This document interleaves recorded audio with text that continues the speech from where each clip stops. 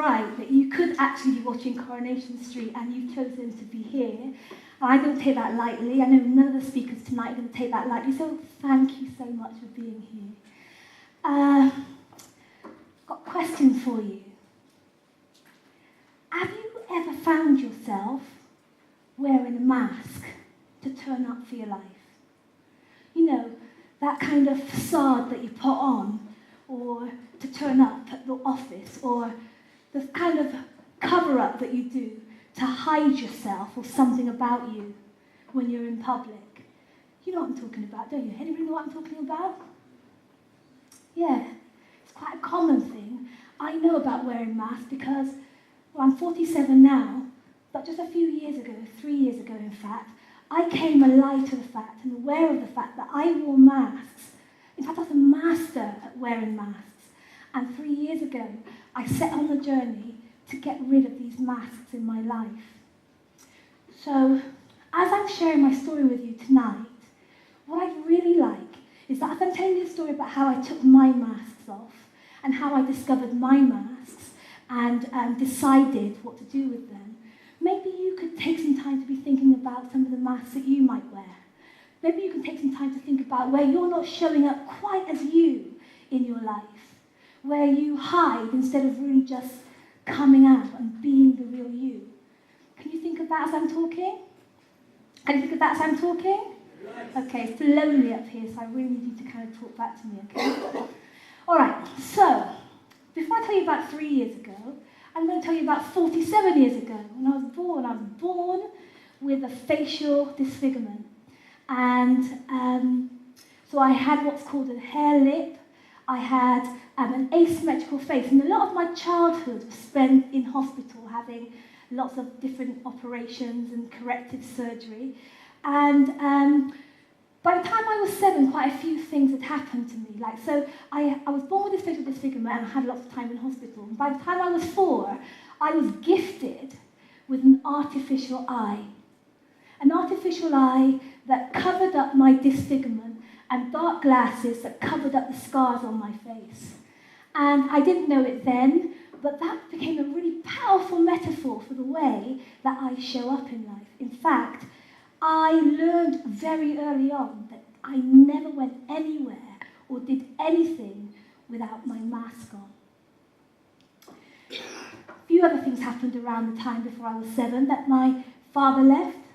You know, my mum and dad divorced, but to me, in my little mind, he left me. I didn't realise that at the time, but it was a huge deal. My daddy, who protected me in the playground from the taunting kids, was now gone. And my mum was kind of gone too, because you know how it is, ladies, when the man's gone, that oftentimes we are the breadwinner, right? So my mum was working morning and noon, and sometimes even at night. She was maybe gone for quite a while. It felt like quite a while to me.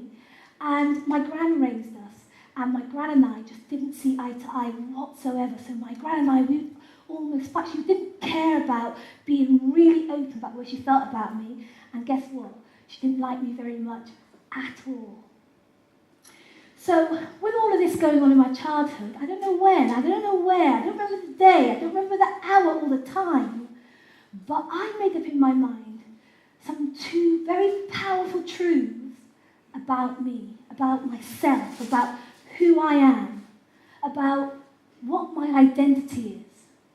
And those 2 truths were, 1, I'm ugly. And 2, I'm unlovable. I didn't know that I thought this way about myself at all. But this ugly and unlovable me was not the kind of me that I could present to the world. So somewhere along the line, I don't remember the day and I don't remember the time or the hour, but I made up in my mind that yes, I'm ugly, yes, I'm unlovable, but I don't have to show up like that. So I set about creating a more presentable me. You know, a me that was more acceptable, a me that would fit in better. And I developed this kind of persona that became how I knew myself, became the kind of me that would show up And it was actually the me that I took to work. It was the me that I took to school, to relationships, to activities. It was a self-created me.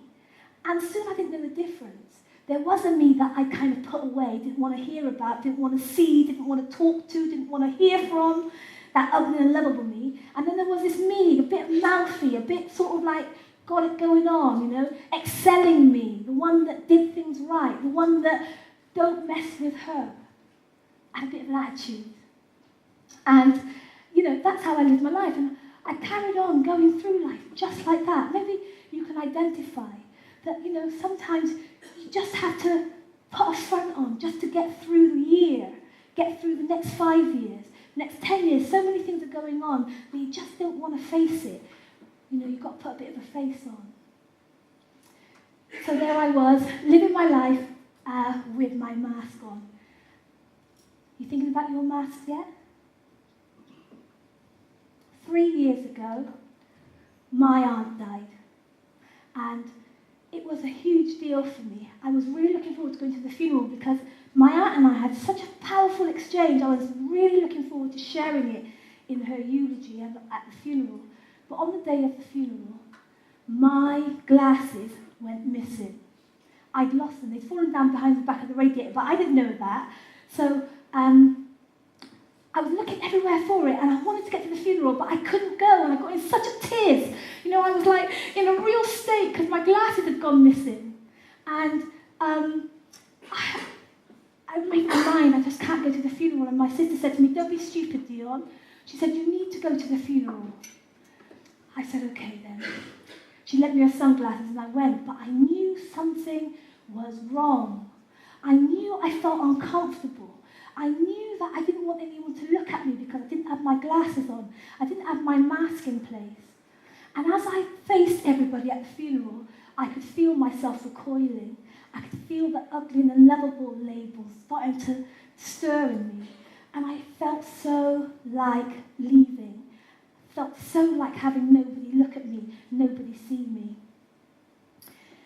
Towards the end of the day, I went into the kitchen to say thank you to the people that had helped us serve the food at the funeral. And there was a lady there whose son called me ugly a few days before. That again returned me to the playground and my childhood, and it was hurting. And then this lady stood up and said, "Oh, Dion, I'm really sorry about what my son said. I could have, you know, I just wanted the ground to open me up and open up and swallow me when he said that. I'm really, really sorry." And I said, "Don't worry about it." Auntie Alice was washing the dishes and she said, "What did he say?" She said, "Oh, he said that Dion's ugly." Auntie Alice said, "Don't worry about Dion. You know, she always don't. She looked like that from your barn, you know. From your barn, she looked like that. She don't care." Jackie said, "You don't understand, Auntie Alice. He watches Star Trek, he watches Star Wars, he watches Doctor Who, and he doesn't respond like that to all the aliens, so I don't see why he should respond like that to Dion." I stood there and thought, hold on a minute. Are they comparing me to the monsters on Star Wars? I thought, something's not right here. It's hurting. It's hurting and I don't know why. And I went home and my niece accidentally caught me without my lens and my thing in. She was 3 years old at the time and got so scared that she didn't want me to hug her or touch her. And I thought, oh God, this is enough. Enough. Why is everything pointing to my face? Why is it hurting so much? I went into my room, I fell to my knees and I said, "God, this is hurting. Why is everything all of a sudden pointing to my face? Why is it becoming an issue now?" And then I heard a question. "Dion, why do you cover up anyway? Why do you wear those dark glasses? Why do you cover up?" Well, I thought it was a stupid question. I mean, what would you say if I said to you, "Why do you cover up?" Isn't it obvious? The question came again. Why? Why do you cover up? Why do you hide? Why do you put put that work head on? Why do you cover yourself up and not let the world see you? Well, I said. Well, what? Well, it's obvious. How could I let people have to be so uncomfortable to have to look at this? When it came out of my mouth, I was totally shocked because I said it out loud. I was talking to the voice, you see, and the voices asked me why I cover up. And I found that out of my belly flowed a reason that shocked me. I cover up to protect you. I don't want you looking at me and feeling uncomfortable. Can you imagine what it's like to live a life where you think that your presence, your look, your way is offensive to people? I couldn't believe it. I couldn't believe that I was feeling that way about myself, and I certainly didn't want to keep feeling that way about myself. Maybe some people are identifying with what I'm saying, and I'm telling you, it sucks to think that way about yourself. So I decided, I'm going to get rid of these walls. Fergus, I said they've got to come down. I don't want these walls in my life anymore. I don't want to hide. You see, that artificial eye that never, in all the 40 years I was wearing it, ever felt like part of me. Maybe you know what I'm talking about. Maybe the mask that you're wearing don't even feel like part of you. You know it's not right, it doesn't fit. But the pressure to keep it up and keep the thing that you're trying to hide out of the way is bleeding tiring, isn't it? I decided that the walls had to come down. And I tell you, I made the decision that they were getting out of my life. It seemed ludicrous at the time because I'd never faced the world naked like this. I was trying to protect you, I told you. But I decided that you're going to have to take me as you find me. I decided that I'm going to have to show up. I'm going to have to learn about who I am and bring me to the encounter, any encounter, everywhere I go. At first I thought I was going to have to, that was the end. I wasn't going to be able to speak. I wasn't going to be able to be on TV. I wasn't going to be able to do the things that I wanted to do. But guess what? I'm standing here today, on this stage, in front of you, and this is me. And it feels really good. It feels really good to be me and here with you, for real. I help women, midlife women, who are having a real trouble, and they're fed up at work and want more. And what I found is that as I've started to tell my story this year about how I used to be covered up and wearing masks, and now I've taken those masks off, I find other women, other men, young women, all ages, all backgrounds, who really nod emphatically when I tell them about my experience of wearing masks and trying to hide myself. And they say, I get that, because I'm doing it too. Beautiful women with beautiful hair and beautiful bodies and beautiful lives and beautiful looking things, tell me, yeah, I get that. I know what it's like to cover up and wear masks. Maybe you know what it's like too. But as I'm sharing my story, maybe somebody in this room might be inspired to think about what it might look like if you dare, if you're courageous enough, if you dig deep enough to dare to show up, find and show up as the real you. The real you. The one before you learned how to respond to life. The one before you learned that you were this or you were that. Before you learned how to cover up and hide. Who were you then? Who were you when you were born? Who were you when you were sent to the planet? I found out that you, the unblemished you, the one that came to the planet, guess what? You're really destined for great things. You're destined to fly. You're destined to impact the world. You're destined to make a change, make your mark, make your difference. But you can't do that and stay covered up. You can't do that and hide those things about yourself. You see, those experiences that you've been through, when you combine those with who you really are, when you integrate what you've been through with who you really are, that's when lives change.